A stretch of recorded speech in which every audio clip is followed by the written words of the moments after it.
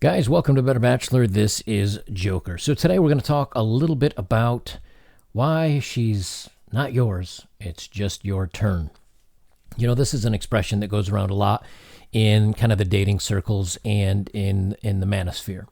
And the reason why I think this came about is because so many men realize that no matter what you do, you really will never be good enough to keep her. I mean, we talk about hypergamy and women are always looking for something better, or something that's higher up on social status or money or something else that's further on up the ladder, so to speak.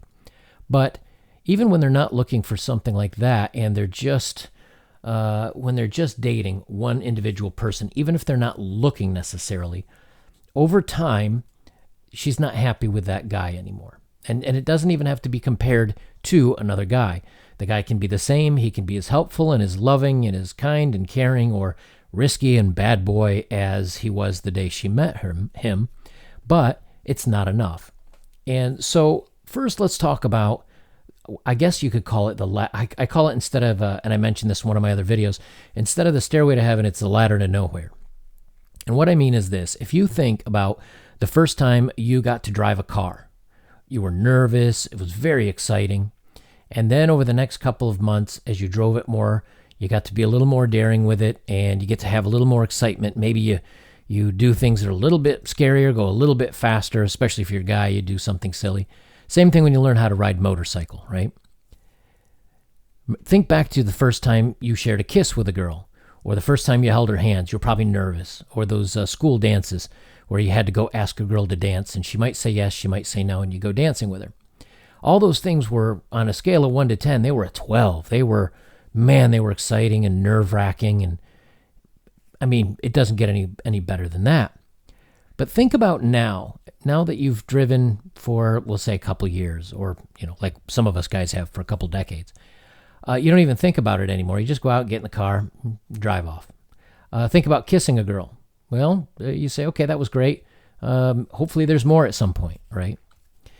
And then you look at, even when you purchase something, like say you've really been dying for a new gaming computer, save up for 2 years for it. You've done your research. You're looking forward to looking up the graphics cards on it and frames per second and what kind of this, and all that excitement builds up. And then you buy it and you build it and you're totally excited and you play your games and everything's working great for a week or two, or maybe a month. But then you stop thinking about it. You stop thinking about, wow, can't believe how good this looks, unless maybe you get a new game.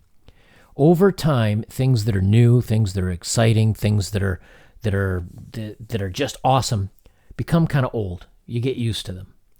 And the same thing happens to a woman in dating. Now, most of us guys that get in a relationship, for me, for example, if I want to do something that's exciting, I go out and ride my motorcycle. Doesn't mean I go looking for a new relationship. Maybe I'll start a new project around the house. I goof off and play video games as well. But and maybe I do a death match or do some player versus player online with some friends. All those things are distractions and they're all exciting. So what happens with dating and with a woman, and why over time, no matter what you do, she's going to get bored of you and leave? It's simple. It's the butterflies aren't there anymore. If you take a woman out to the fanciest restaurant there is in town, and it's expensive, and you take her there and she loves it, she has a great time with you, you're really exciting, and boy, you took her to an amazing dinner.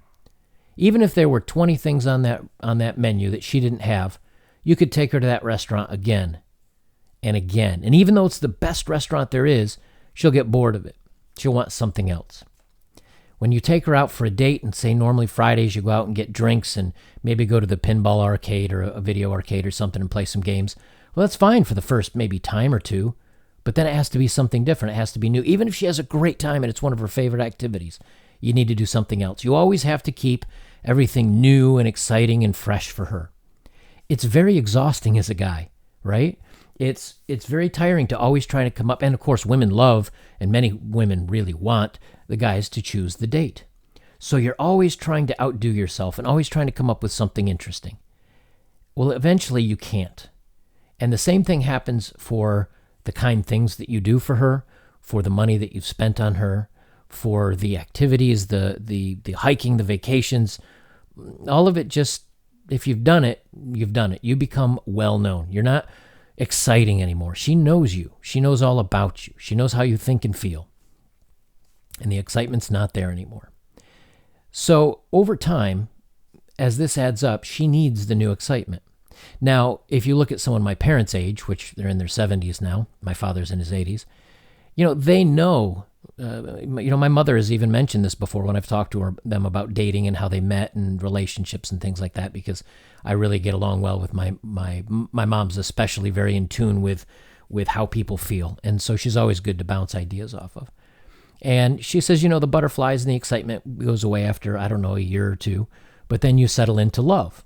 And she never called the butterflies and the exciting part the love. Love is after you've spent time with somebody and you know them and you understand them and you know how they think and they know how you think, and you can settle into this very comfortable place where you now truly have a partner in life. Well, that doesn't exist anymore. It's always got to be the butterflies and the excitement. And once women find that out, they want the danger and the risk. It's why some of these women have been caught dating students. It's why some women write, if you look this up and Google it, look at how many women mail people that are in prison, especially ones that are on life term, right? There's something dangerous about them. There's something exciting about them. The what's the word I'm looking for? Like a serial killer or something like that, right? So there's women that reach out to these guys. Now, she obviously doesn't think he's going to be a provider. She obviously doesn't think that he's going to be a step up from what she's experienced in the past or what she may already have. So why is it that they reach out? It's for the tingles. It's for the excitement. It's for the daring. It's for all the things that she's missing in her current relationship. It's why many women will go out and have an interaction with a guy that's not her partner. And if you've looked at my other videos that I've talked about where they will even get pregnant or have the children of this person and then still stay in their solid, stable relationship, it's because they want the comfort, they want the providing that the main partner gives, but they want the excitement and the danger that's out on the side. And this is becoming more and more prevalent. And so the expression, she's not yours, she's just yours right now, or along those lines, well, that holds very, very true. And no matter what you can do, even if you are the best guy in the world to a woman, she's going to get used to what you provide to her. It's one of the reasons also why the quote-unquote bad boys seem to be so alluring to these women, is because they never step up. They never get anywhere. Or if they do, it's very infrequent and it's very rare. And so it becomes almost special that a guy that's kind of a jerk does something that's nice or treats her well or says a kind word. And that in and of itself is the surprise or the excitement that she gets. But she doesn't get it on a regular basis, which is why one of the reasons why if you're worse to a woman and only occasionally do something special for her, they seem to like that more than if you're nice all the time. And one of the things that I found interesting, when I had a relationship, and the first time I learned this, where I really, really believed that this is how all women were, is I met a girl. It was Halloween. She was interesting and funny, and we struck it off. And I asked her out, and she said, "Well, honestly, I like tall, like cowboy guys." She said, and I'm like, I'm a little bit shorter, and I'm more of a computer guy. And I said, but she said, "Yeah, we can try it, right?" And so I didn't expect much out of it the way she replied. Well, we ended up getting along great, and we ended up dating for almost a year. But near the end, where things were starting to slide apart a little bit, she wasn't texting back, and to make a long story short, I made a fake Facebook account. I made him a tall, good-looking cowboy. I had different photos of different guys, but I made sure they were at angles where they all looked close enough that I said, well, they look, if I didn't know any better, they looked to be the same person. I made a fake Facebook account, and I messaged her, and I said, hey, because I knew her hometown. And I said, hey, do you remember me from her hometown? And he said, I met you through, and I mentioned a couple of her friends. But this is like 10 years ago, and I just always wondered what happened to you. I made a big story. And she ended up messaging me and texting the fake me, and I asked her out on the fake me. And she said, oh, yeah, definitely. And she broke plans with the real me, her boyfriend, to go out with the fake guy. Needless to say, I broke things off after that. But it gives you a good idea of how what we talk about is that she's always going to look for the more butterflies, the more excitement, the next hypergamy ladder. There's just nothing you can do to make a woman happy forever.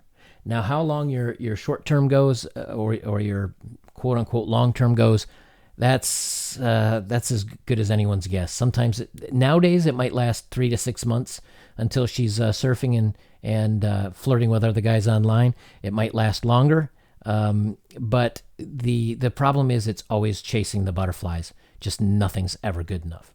So, guys, I'm going to leave it there today. Thank you for all that you do. If you like my work, please like, subscribe, and comment down below. I'd like to hear what you guys think of it. Have you found that you've had somebody kind of do the same thing to you, and you've not necessarily caught them cheating, but catching them flirting or leaving you and then quickly getting into another relationship with somebody else, just chasing the butterflies?